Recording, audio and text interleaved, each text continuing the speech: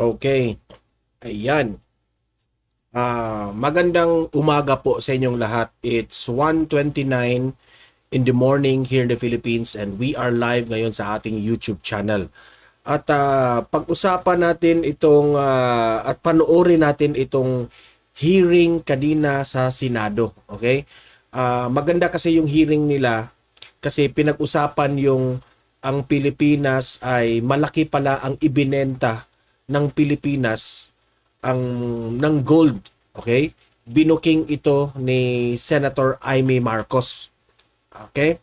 So dapat nating malaman ito bilang Pilipino kasi po pera ito ng taong bayan, no?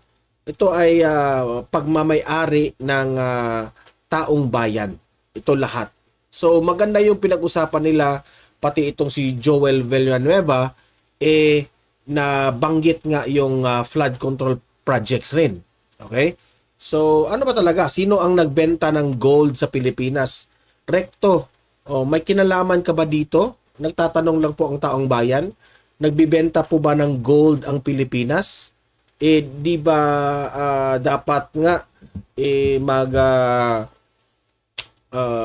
hindi tayo masyadong nagbibenta ng gold kasi malulugi yan, 'di ba? Alam naman natin ang gold medyo halos every year, kaya nga every month nag-uumento, 'di ba? Nag-i-increase yung price value ng gold. O bakit nagbibenta yan ang tanong? Bakit nagbibenta ng gold ang Pilipinas? So ito yung pinag-usapan ng Senado kanina na dapat nating pakinggan, okay? So i-play ko yung video na yan at makinig tayo at magre-react tayo para maiintindihan natin ano ba ang nangyari. Okay?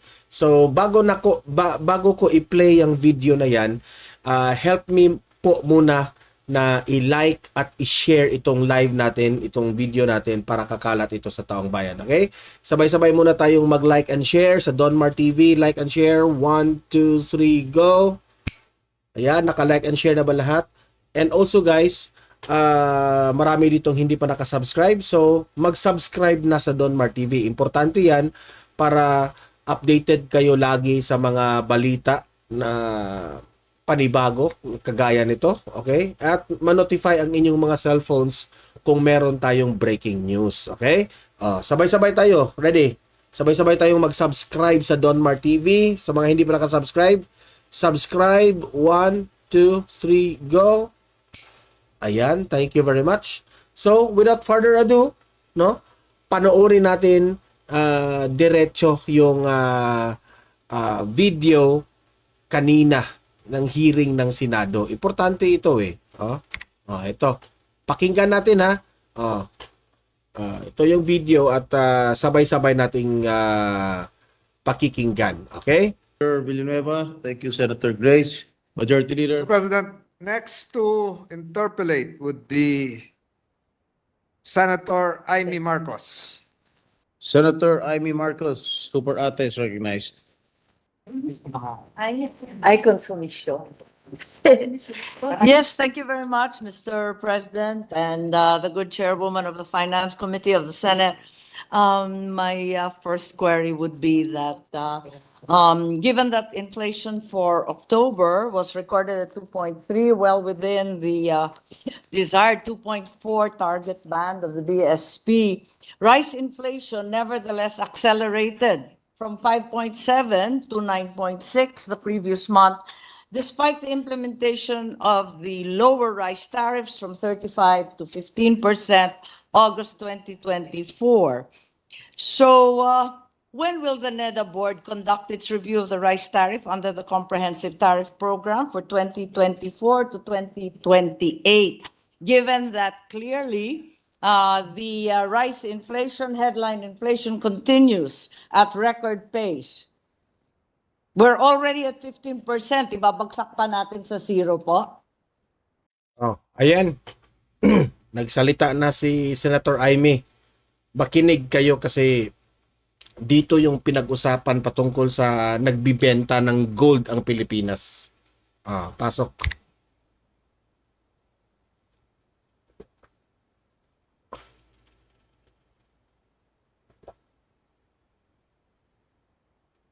Okay.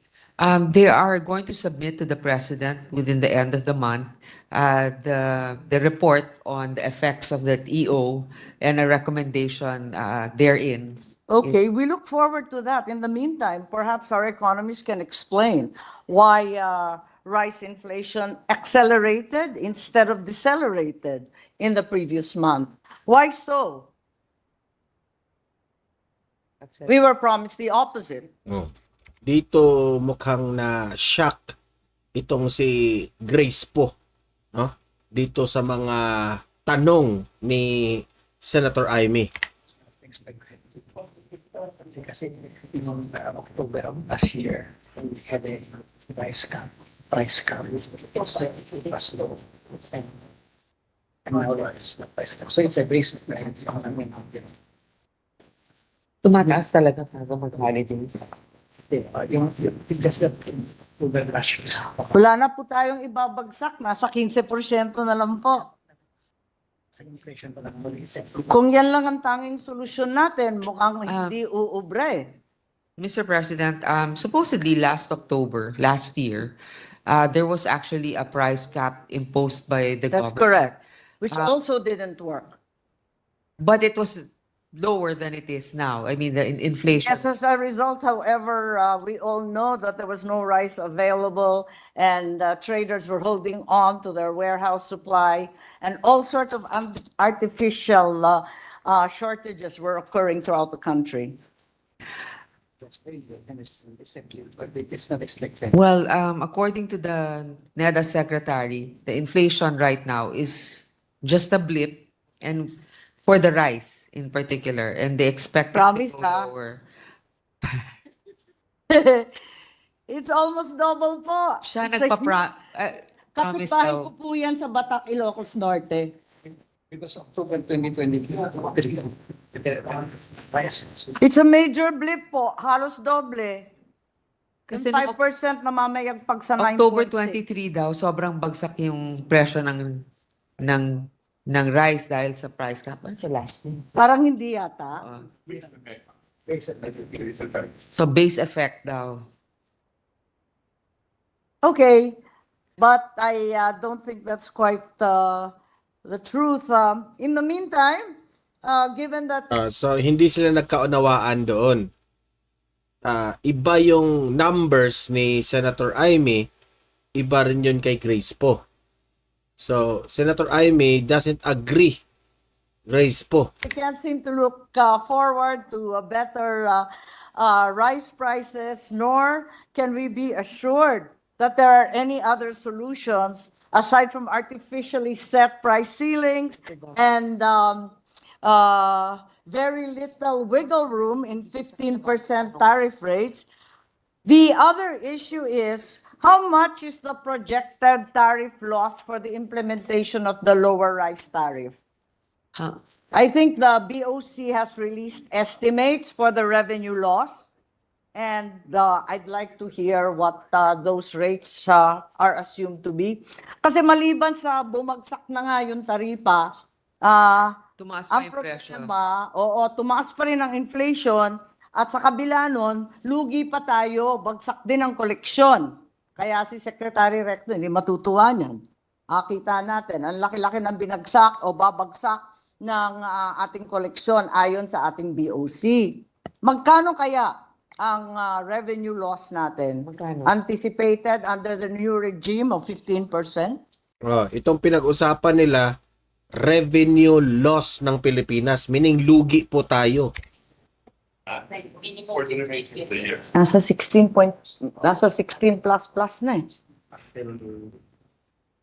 Ang nabasa ko po sa dyaryo, mula sa 28.477 billion, ang revenue loss natin, 16.344 billion, nasa 12.103 billion. Menos pa sa kalahati ito, mukhang 1/3 na lang matitira. Tama ba to? Di wala na tayong pamumudnot sa ating mga magsasaka. Di na Grabe. Meaning to say, lugi po tayo. Yan po ay binuking ni Senator Imee kung saan man nakalap niya yung datos na yan, at the end of the day, see, who's to blame? Senator Imee, who is to blame? Hindi i-blame natin yung kapatid mo. Na nga nila mabenta, wala pa silang maaasahang tulong. So we lose about 20 billion, 10 billion for the first 6 months, 9 billion for the Remember, we are not talking here about millions. We are talking here of billions. first 6 months. 9B, first Yeah. 6 months. For a year, it's about 20 billion. 20 billion, it's getting bigger and bigger po.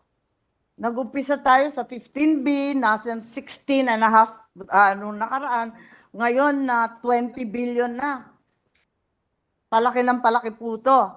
So, ang balita ko, nangako naman si Secretary Recto na ipapasok sa GAA at yung kakulangan, siya na ang magpupuno. Tama po ba? Eh, saan kukunin yan?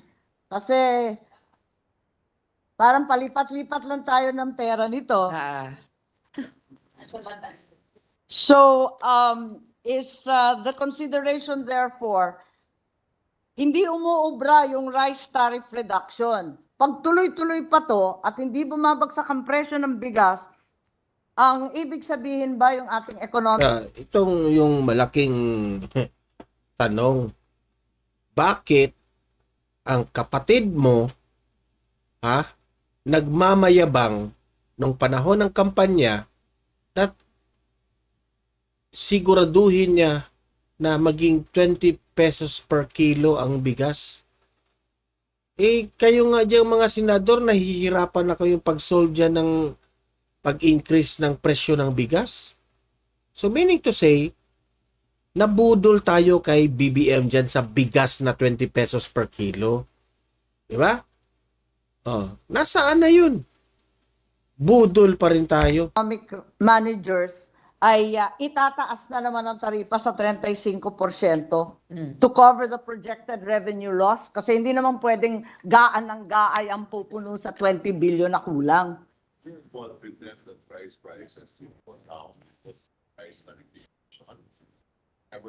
part of the plan is to talk to the appraisers. Sure that they pass on the value.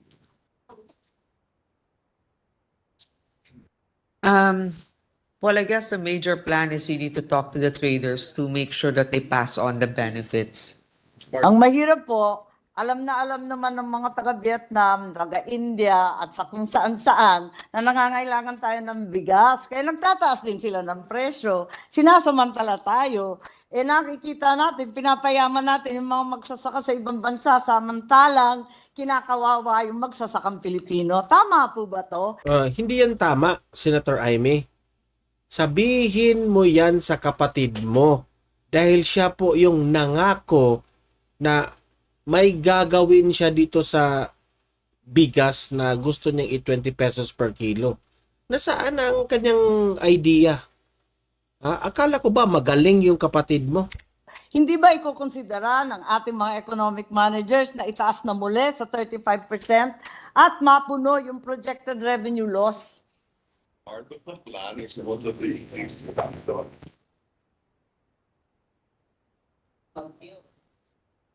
Puro tayo part of the Part plan. of the plan is also to encourage and to increase Kahit 1 milyong plan. Kung hindi naman ninyo ginagawa, wala kayong political will, useless pa rin yan. more production. Parang hindi naman realidad yan. Nakita naman natin sunod-sunod ng bagyo, hindi pa tapos yung alphabet po. Marami pang letra. At tigit sa lahat, nakita natin ang presyo ng abono, ang presyo ng krudo, nagsisitaasan, double whammy po.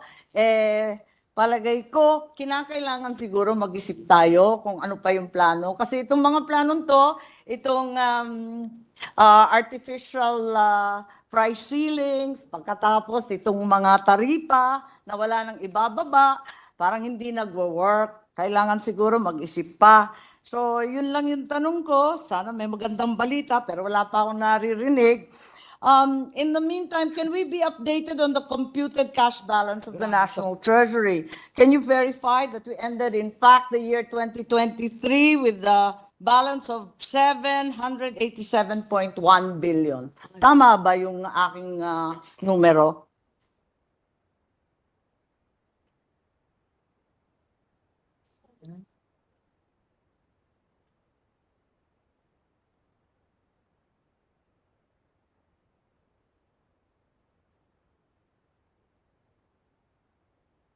Oh, I think you're adjusting for borrowing. So are we reading the same numbers po?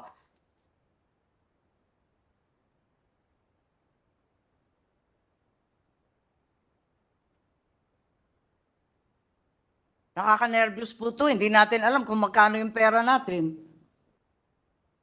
Kinakabahan ako, ba't natatagalan? Dapat simpleng-simpleng tanong yun. As of About end 700. 2023. Yeah, more or less you are correct, Mr. Chair, about 700 Yes, plus billion. 787.1 billion with a net change in cash position of 505.8 billion brought about by a borrowing of 1.875 trillion against a deficit of 970.2 billion. Is it safe to assume that the Treasury still has at least 1.2 trillion to fund the rest of 2024? Parang tama yun, di ba? Arithmetic lang po.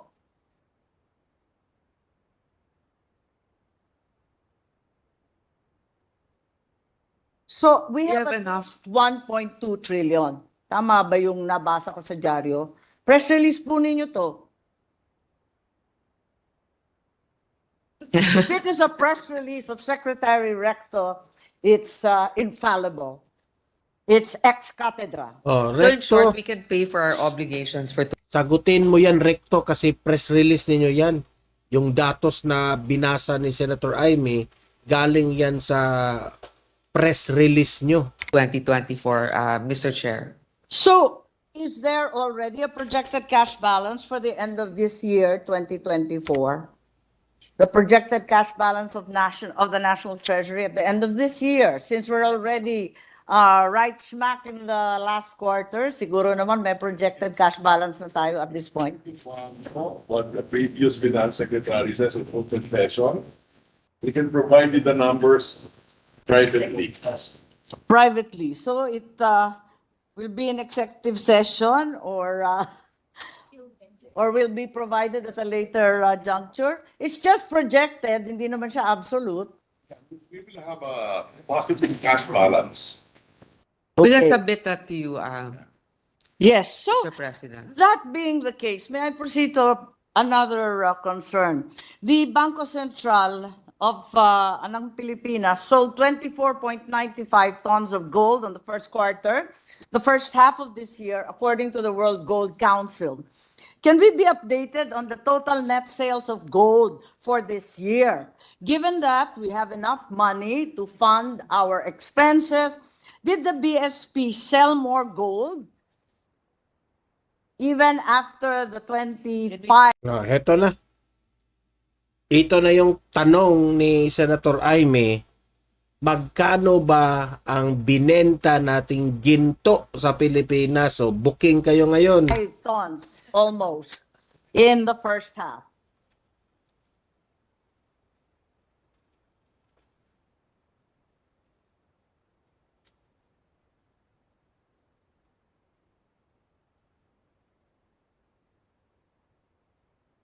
Hindi na makapagsagot.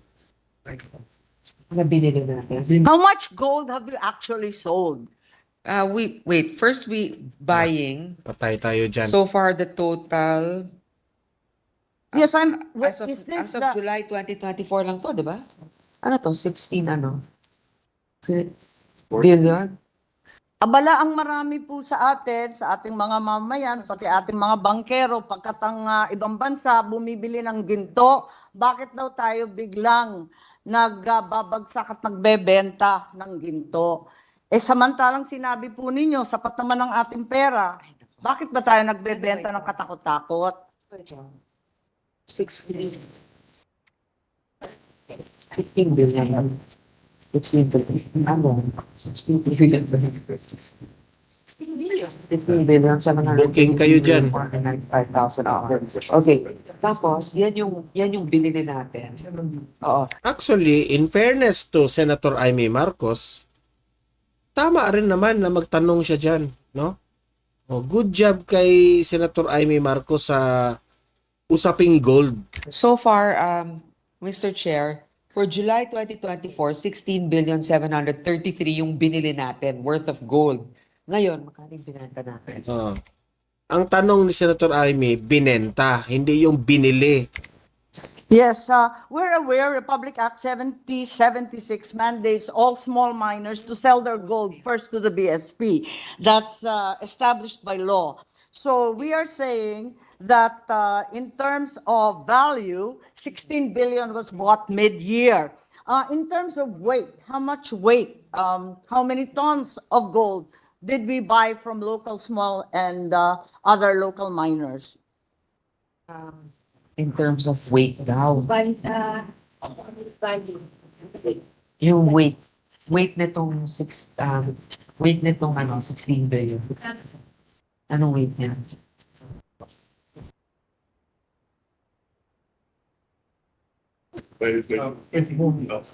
Magkano ba yung price ng gold ngayon? Tapos i-divide na lang. Per kilo. Per Ang malaking tanong dyan nagbenta tayo ng gold. Saan napunta yung pera na yan? Bakit ibinenta? Saan ba gagamitin yung pera na ibinenta natin? Yan ang malaking tanong ngayon.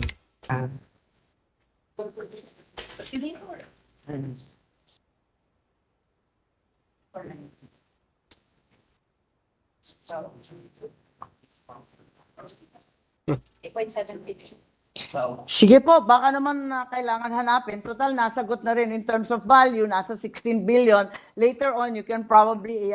Hindi nyo pa masagot-sagot yun. Dapat masagot nyo kaagad yan kasi we are not talking here of millions. We are not talking thousands. We are talking here of billion pesos. Pera ng taong bayan. Dapat makasagot kayo. Tell us in terms of weight, ano? Okay, we're computing that based on the amount released so Tama. far. Sige po, but there's also been a question about the price at which we are buying gold. Marami rin nagtatanong Ano dyan. ba yung 2,000 something per ounce? Well, that's the world rate. The US dollar rate is at 2,754.27. But we need to ask how much did we But how spend? much did we buy from the local miners? Can we go back to the first question? How much did we sell? What's our total net sales for this year so far? Apparently, we sold 24.95 tons of gold in the first half. Grabe. Have we been selling since? Ay, yung... Magkano yung nabenta natin? Wala. Hindi ko sure. Kaya nga napakaliit po nung ating sales. Kung tutuusin, binili lang natin 16 billion, pero yung binenta natin nasa 25 tons. Parang napakalaki naman yata. Can we be enlightened? Perhaps if you don't have the data on hand, maybe at least request that it be submitted shortly. Mr. President, it could also be a part of the reserve strategy of the central bank. So maraming ang binili na para sa reserve, but we will get a definitive answer. That would appear to be the opposite. Di ba baliktad yun? Kung nagre-reserve ka, nag-iipon ka, hindi ka nagbebenta. Can we be enlightened on the rationale Para of the makakuha ng BSP? cash reserve. Selling its binibenta old nila. holdings. Nagbebenta para sa cash reserve. Pero kasasabi lang, meron tayong 1.2 trillion to fund the rest of 2024. Iba naman even kasi, going hindi into naman galing sa 2025. central bank yung funding natin for the GAA. Tama. So maybe it's just central bank. Just of that, the gross international reserves today is $112 billion, highest ever. And because of that, maybe one of the contributing factors is that our dollar reserve is 112 billion US dollars, which is the highest ever. Yes, but the question also arises, and it has been asked not only here in the Philippines but elsewhere. What's the overall effect of the sale of gold on our gross international reserves? Well- sa BSP, yung GIR natin, syempre babagsak din yan, ano? Tumaas actually. Our dollar reserves increased. The dollar reserves increased, pero yung overall, yung gross reserve, including everything we have. 9% of our GIR is still in gold. Still in gold. Oo. So,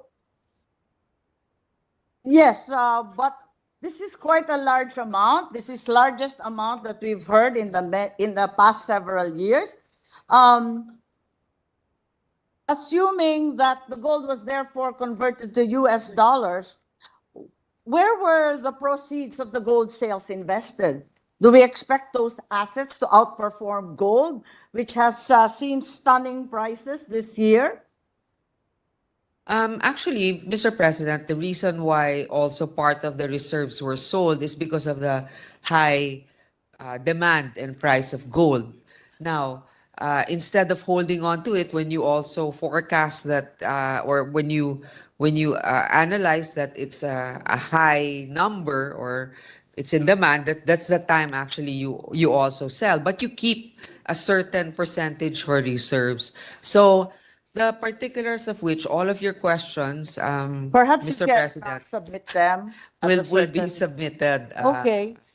We also would like to know what's the average price of the total gold sales of BSP. Is it higher than the current price of gold at 2,754.27 per troy ounce, which I believe is a record amount.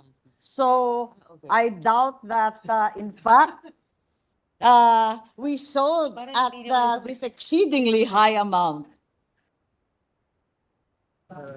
So our GIR could arguably be The fact nga nagbibenta tayo ng gold, hindi maganda. That's a sign na lugi tayo. higher if we held on to the gold instead of selling it from the beginning of the year onwards. Siyempre, of course, we want to sell it when the price is high. Di ba, Mr. President? But Okay, it now, would have been wiser if we had held on to it kasi pataas ng pataas, hindi yeah, po. but that's Correct. also a risk you take, di ba? Parang you also try to see your appetite for risk, di ba? You see that maybe you already have a threshold of this much. Anyway, bumawi na tayo ng ganito. We can sell here, but let's also keep. Because in the future, we still have the 9%. We can still sell that eventually. I mean, while we are also garnering more reserves, yung 9% na yun, ang pwede naman pag all-time high pa rin ng gold. Pero I share again, as I mentioned to our other colleagues, I share also your curiosity, and I would like to know how much the central bank sells per ounce gold and when. So we can compare to the market price. Baka naman sabihin nilang impressive 2,700 per ounce, yun pala, at the time they sold it, it was worth so much more or so much less. So please submit that to us. Yes. And where did you and put the also- proceeds Yes. of those And perhaps also most AAA bonds of Senator? Most importantly, the rationale for doing so, given that so many countries are in fact in a mad rush to acquire gold. And here we are unloading our own gold. So Correct. it's a little peculiar that Lugi ang Pinas, kawawa ang Pilipinas talaga.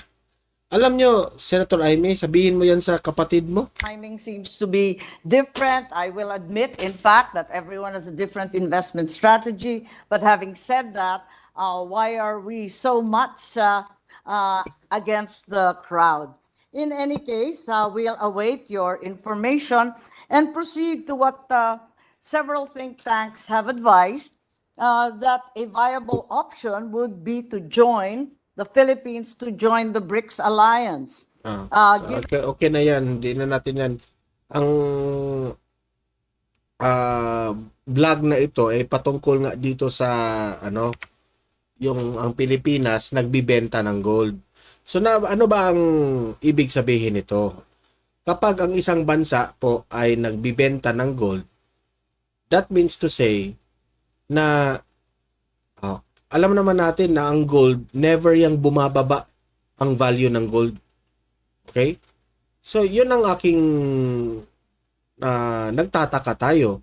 Bakit tayo nagbibenta ng gold? Na ang gold, never man yan bumaba. Pataas ng pataas ang gold natin. Bakit tayo nagbibenta? Kung meron man tayong gold reserves, kung meron man tayong iniipon na mga gold, dapat, no? Na yun lang sana ang makatulong sa atin in the near future, pero still binenta. Ang tanong, bakit binenta? At itong mga perang ito na nabenta na, nasaan napunta?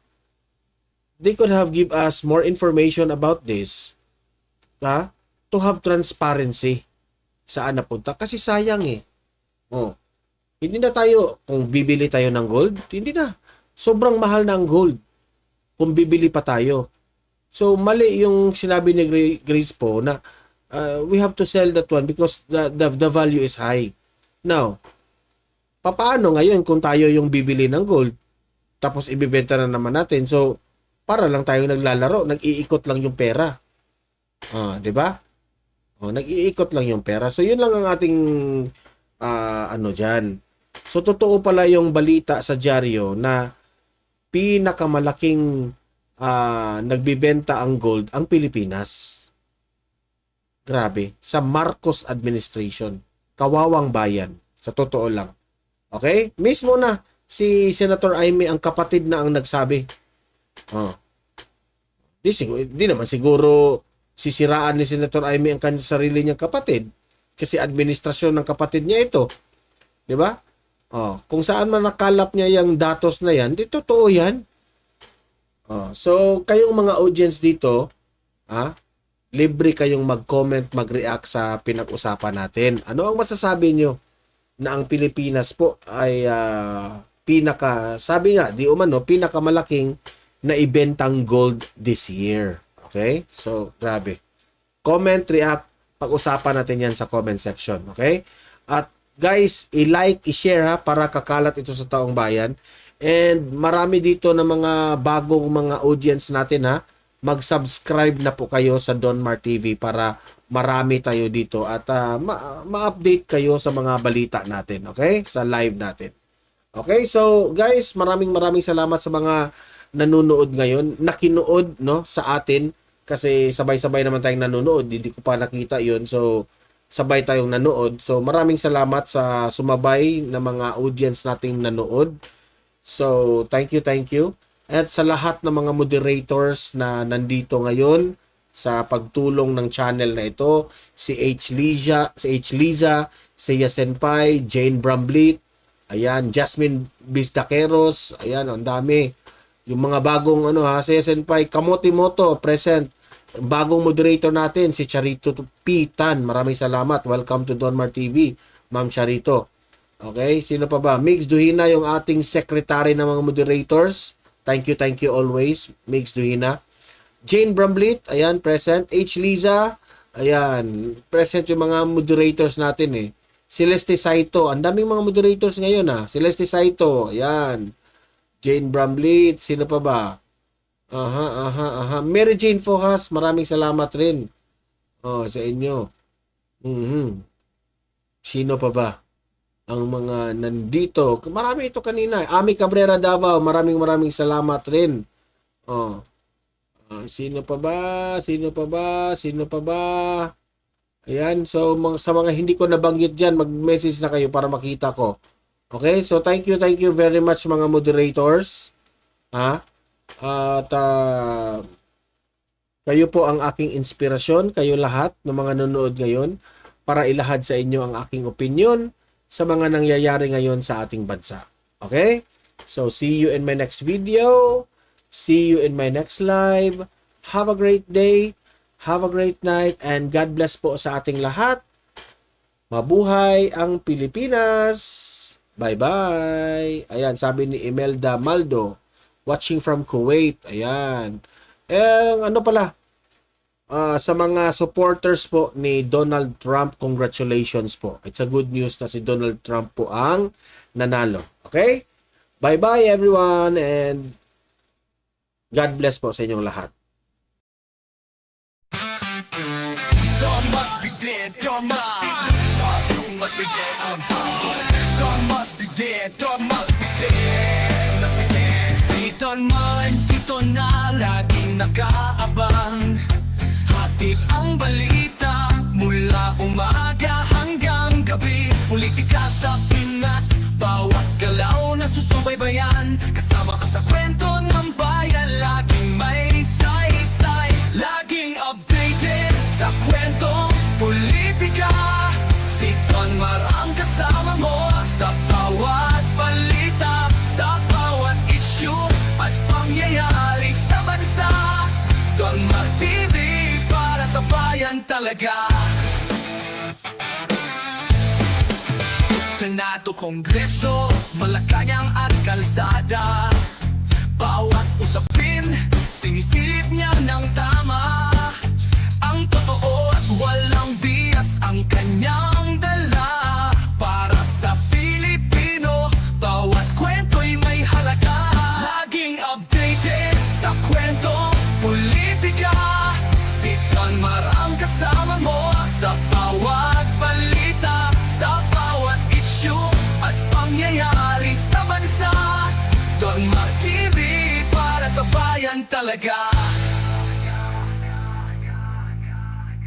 Kung gusto mo ng balita, dito ka tumutok. Walang kasinungalingan dapat at walang halong usok. Si Don Marang gabay mo sa katotohanan. Bawat balitang dala sa bayan nakalaan. Laging updated sa kwentong politika. Si Don Marang kasama mo sa bawat balita, sa bawat issue at pangyayari sa bansa. Don Mar TV para sa bayan talaga. Don Mar TV ang iyong kakampi sa balita. Tunay na serbisyo sa bayan, nakatuon ang mata. Kaya't mag-subscribe na para lagi kang una. Sa kwentong politika ni Don Mar TV tayo magkakaisa.